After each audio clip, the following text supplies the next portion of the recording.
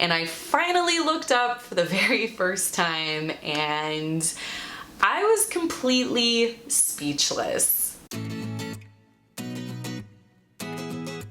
Hey guys, what's up? It's Kelly again and welcome back to my channel. Guys, it is time. It's finally time for me to talk to you about the biggest culture shock that I experienced in Germany, and I haven't talked about this at all on my channel yet. And of course, this is the sauna culture, which goes a bit hand in hand with Germany's FKK culture. FKK meaning free body culture. There are some places in some areas in Germany like saunas or beaches or even some parks where it's completely okay to be naked. So there's just eggplants and peaches running around everywhere like the weirdest farmer's market you've ever been to. I'd always heard that saunas in Germany are both nude and co-ed, but nothing could have really fully prepared me for the first experience I would have at a German sauna. But let me start from the beginning. Hi, I'm American, and like many Americans, I'm a prude. I'm kidding a little bit. I wouldn't describe myself as a prude, but I do think I'm like a lot of Americans my age where I'm just not very comfortable with being completely naked in front of a bunch of women, let alone in front of a bunch of men. It's a complex and deeply ingrained mix of insecurities and being a part of a society where naked bodies on TV is a huge no-no, and even something like breastfeeding in public is socially unaccepted. So to give you an idea, when I'm in a locker room type situation, I am as modest as I can possibly be, trying to cover myself up with my towel while I'm getting dressed. Or if that's not possible, I will face away from everyone, stare at a wall or a bunch of lockers, and just put on my clothes as fast as I possibly can. And I've been like that for as long as I can remember, even back in 7th grade gym class. I don't pay too much attention to everyone else in the locker room because I'm so focused and worried about myself, but I have noticed that there is a huge range from women going into a bathroom stall to put on their clothes to women who are completely fine walking around naked and having entire conversations while naked. But I would say that the majority of women that I've been around with in a locker room are somewhere in the middle with me, living our own version of naked and afraid. So if that's my behavior in a locker room full of women, then I'm sure you can imagine the anxiety I felt about going to a sauna completely naked in front of both women and men. And when Misha asked me to go to a sauna with him for the first time, I was torn between wanting to stay within my comfort zone and wanting to have a cultural experience. I just couldn't imagine myself being okay walking around naked in front of a bunch of people. And this was one of the many moments where I distinctly remember Misha taking the time to explain German culture to me. This might sound silly to those of you who aren't American or those of you who are far more comfortable with nudity than what I am, but Misha legitimately had to remind me that nudity is completely natural, and in Germany it isn't this overly sexualized thing like it is often portrayed as in the US. And I remember just having this moment of clarity where I was like, wow, that makes a lot of sense. And so I agreed to go. But I still told Misha that I didn't want to go to a sauna anywhere within a 1-hour distance from where we lived because I would actually die if I were to see a coworker there. Like, I would basically have to abandon my entire life as I knew it and go and live in solitude in the forest because I would not be able to handle the amount of shame that would come with seeing that coworker ever again, and I have a really impressive habit of running into people in the grocery store. So we headed to Casales Terma, which was a safe 2 hours away from Mainz, and also just a really nice terma. I guess I should add real quick that we don't really have thermal baths or termas in the US like there are in Germany. We have pools and we have water parks and spas, but nothing like the German style termas. Now, there are different sizes and different setups, but a terma in Germany is essentially a complex full of pools ranging in temperature or offering different therapies like saltwater immersion or hydromassage. Bigger termas will have an outside portion as well as an inside portion. There will be full restaurants outside of the pools, and then there will even be swim up bars within sort of the larger recreational pool. Some termas have a few water slides, and some termas have a full recreational water park, like the very impressive one that I saw at the terma in Erdingen, as well as an area where you can get some spa treatments like facials or massages or even manicures and pedicures. There will be an area with sunbeds and maybe a steam bath or two in the main area.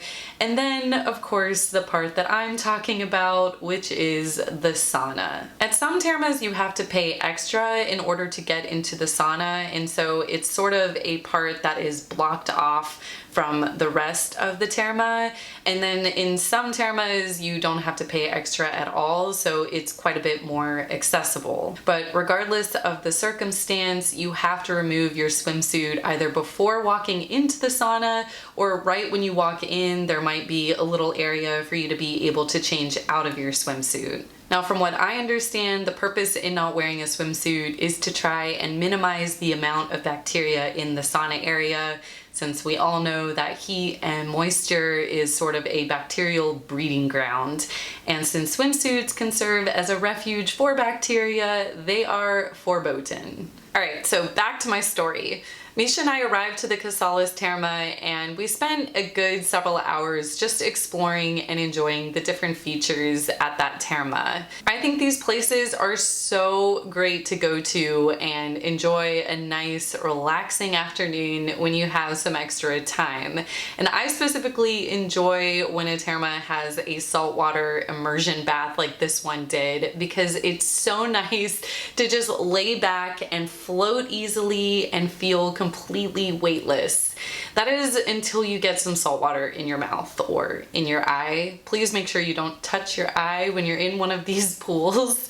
But it was so relaxing, guys, that I really did fall asleep floating in water, which I know sounds like an impossibility. And guys, since coming back to the US, I've really missed the opportunity to be able to go and spend an afternoon at a terma, which is why when Misha and I went back to Germany this past Christmas to visit, we prioritized going to a terma while we were there. So after a while, we decided to go to the saunas. Now, Misha really enjoys saunas. He will seek out the hottest sauna that he can find, and no matter how uncomfortable he is, he will bear it in the name of health. Maybe this is when I should bring up the idea that I think the health benefits of saunas are all kind of BS. Actually, maybe I shouldn't talk about that in this video. I really don't want to offend anyone, but I will say that I just don't really enjoy saunas. I'm just not a really big fan of suffocating heat. Like, I'm dreading the summer here in DC, which is right around the corner, because between the heat and the humidity, I am completely miserable. So now you know just how wildly out of my comfort zone this whole event was for me. But you know, what's a life worth living if not to put yourself through some absolute misery every once in a while, right? I think someone once said that. Maybe Gandhi? Yeah, it was probably Gandhi. So we walk into the sauna area, we remove our swimsuits, and we put them into the little lockers that they had right there at the entrance.